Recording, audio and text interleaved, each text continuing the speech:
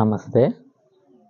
ఈరోజు రాష్ట్రం మొత్తం ఎన్నికల ఫలితాలను వైసీపీ ఇంత దారుణంగా ఓడిపోవడం కారణం ఏంటో నా అభిప్రాయం మీకు తెలియజేయాలనుకుంటున్నాను. ఇంత దారుణంగా ఓడిపోవడం కారణం మూడు కారణాలు, అంతకన్నా మించి ఏమీ లేదు. ఒకటోది, స్థానిక ప్రజాప్రతినిధులైన జెడ్పీటీసీ కానీ, ఎంపీటీసీ కానీ, ఎంపీపీ కానీ, సర్పంచ్లు కానీ, వార్డు మెంబర్లు కానీ వీళ్ళను ప్రాధాన్యత ఇవ్వకపోవడం అంటే జెడ్పీటీసీ కానీ, సర్పంచ్ కానీ, ఎంపీటీసీ కానీ, ఎంపీపీ కానీ లేదా వార్డు మెంబర్ కానీ ఈ పదవులకు రావడానికి ఆయన పదవికి సంబంధించిన ఎంతో కొంత ఖర్చు పెట్టుకొని ఆ పదవికి ఆయన సాధించి ఉంటారు. ఆ పదవి కోసం ఎంతో కొంత ఖర్చు పెట్టి ఉంటాడు. మరి ఖర్చు పెట్టి పదవికి వచ్చిన తర్వాత ఒక సర్పంచ్ కానీ, ఎంపీటీసీ కానీ, జెడ్పీటీసీ కానీ వీళ్ళకు వైసీపీ గవర్నమెంట్ ఏ ఉపాధిని కల్పించకపోవడం. ఉపాధి అంటే ఏంటి? ఒక సీసీ రోడ్ కానీ, ఇంటింటి కొలాయి కానీ, చిన్న చిన్న కలవర్ట్లు కానీ, చిన్న చిన్న రిపేర్ వర్కులు కానీ ఈ ప్రజాప్రతినిధులను ఉపాధి మార్గంలో నడిపించుకోకపోవడం. దానివల్ల ఏంటైందంటే, మరి మేము పదవికి రావడానికి ఎంత డబ్బు ఖర్చు పెట్టాము, ఏ విషయంలో ఆలోచించినా మనకు రూపాయి ఇన్కమ్ లేదు, మరి ఖర్చు పెట్టిన డబ్బులు ఎక్కడ రికవర్ చేయాలి అనే ఆలోచనలోకి ఉండిపోయారు ఎవరైతే ప్రజాప్రతినిధులు.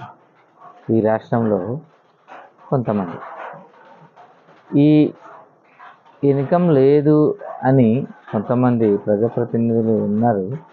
ఈ ఎమ్మెల్యే ఎలక్షన్ అనేది వచ్చింది. కష్టపడిన వ్యక్తులను, కార్యకర్తలను కొంత ఖర్చులు ఉంటాయి అనేసి పార్టీ ఫండ్ అనేది కేటాయిస్తుంది పార్టీ అధిష్టానం. ఆ అమౌంట్ ఆ పార్టీ ఫండ్లను చేరలేదు. ఎంపీటీసీ కానీ, జెడ్పీటీసీ కానీ, సర్పంచ్ కానీ గెలవడానికి వాళ్ళు ఎంతో కొంత ఖర్చు పెట్టుకొని ఉంటారు. మరి డబ్బులు ఎక్కడ రికవర్ చేసుకోవాలా అనేసి ఈ ఎలక్షన్ వరకు వెయిట్ చేశారు. రానే వచ్చింది ఎలక్షన్. వచ్చిన తర్వాత ప్రోటోకాల్ పరంగా ఆ రోజుకి చిన్న చిన్న ఖర్చుల కోసం కేటాయించి ఉంటారు పార్టీ ఫండ్, అది చేరదు. మన రాష్ట్రంలో చాలా జిల్లాల్లో ఇదే జరిగింది. దానివల్ల సాటిస్ఫైగా లేదు. జగనన్న అందించే సంక్షేమ పథకాలు ఒకటైతే ఓటేసే గంట ముందు ఆలోచించే ఆలోచన ఇంకోటి. అక్కడే జగనన్న ఫెయిల్ అయిపోయింది. రెండోది, పంచాయతీ స్థాయిలో కన్వీనర్లను సక్రమంగా వినియోగించుకోలేదు. పంచాయతీ స్థాయి నుంచి జిల్లా స్థాయి, రాష్ట్ర స్థాయి వరకు కన్వీనర్లను ఎన్నుకోండి. సరే, వైసీపీ పార్టీకి నమ్మేసి కన్వీనరు ఎంతో కష్టపడేవాళ్ళు. రానే వచ్చింది ఎలక్షన్స్, కొద్దిగా గట్టి కష్టపడవలసిన సమయం వచ్చింది. ఆ టైంలో కన్వీనర్లను ఏదో చిన్న ట్రావెలింగ్ ఛార్జీ, లేకపోతే వాటర్, ఒక టిఫిను, దీనికి కొంత వైసీపీ పార్టీ ఫండ్ కేటాయించింది. ఆ ఫండుని కన్వీనర్ల వరకు చేరనివ్వలేదు. ఎవరు చేరనివ్వలేదు? కన్వీనర్ల నుంచి కొద్దిగా పెద్ద స్థాయి ప్రజాప్రతినిధులు ఉన్నారు, వాళ్ళ వరకు వెళ్ళలేదు ఆ అమౌంట్. దాంతో కన్వీనర్లు మనసు బాధ పెట్టుకున్నారు. కొన్ని చోట్ల తెలుసుకొని ఫైట్ చేశారు. ఫైట్ చేసిన దాంట్లో కన్వీనర్ల వరకు వెళ్ళింది.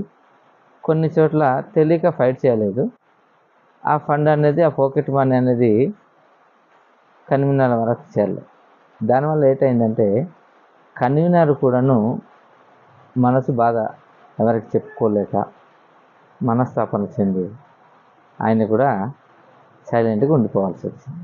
మూడోది, ప్రజాప్రతినిధులకు ప్రభుత్వ పథకాలలో భాగస్వామ్యం చేయకపోవడం.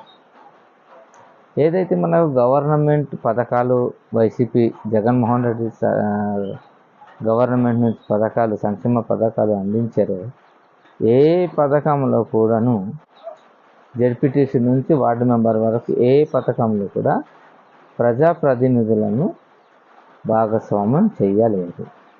ఈ ఓటర్స్ ఏమనుకున్నారంటే మనసులో, మనకు వార్డు మెంబర్కి సంబంధం లేదు, సర్పంచ్కి సంబంధం లేదు, ఎంపీటీసీ సంబంధం లేదు, జెడ్పీటీసీ సంబంధం లేదు, ఎంపీకి సంబంధం లేదు. ఎవరైతే ఈ వాలంటీర్ ఉన్నారో ఆయనతో మనం కొద్దిగా చనువుకుంటే మన పథకాలు మనకు వచ్చేస్తుంది అని ఒక ఆలోచనలోకి వెళ్ళిపోయారు ఓటర్స్. ఈ వాలంటీర్స్ కూడా వైసీపీకి చెందిన వాళ్ళ అంటే కాదు. ఈ వాలంటీర్స్ కూడా ఒకళ్ళు వైసీపీకి చెందిన వాళ్ళు ఉంటారు, ఒకళ్ళు టీడీపీకి చెందిన వాళ్ళు ఉంటారు, ఒకళ్ళు కాంగ్రెస్కి చెందిన వాళ్ళు ఉంటారు. ఇలా రకరకాలుగా ఉండడం వల్ల ఈ వాలంటీర్లు కూడా ఓటర్లను నెక్స్ట్ ఎలక్షన్కెల్లా మీరంతా వైసీపీ గుర్తుకి ఓటు వేయాలని ఎవరు సక్రమంగా చెప్పలేకపోయారు.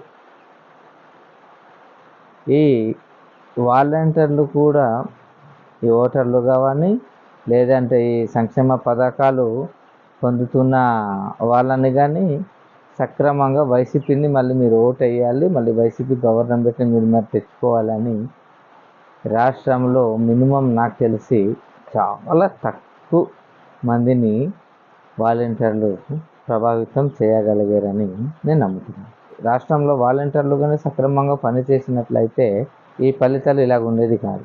కావున ఈ ఎలక్షన్ ఈ రిజల్ట్ ఇలాగున్నా అయిపోయింది కాబట్టి నెక్స్ట్ 2029 ఎలక్షన్కైనా మన జగన్మోహన్ రెడ్డి గారు, వైసీపీ పార్టీ పెద్దలు ఇలాంటివి చిన్న చిన్న తప్పులను జాగ్రత్తగా ఆలోచించి ఇలాంటి చిన్న చిన్న తప్పులు అవ్వకుండా జాగ్రత్తలు తీసుకుంటారని కోరుతున్నాను.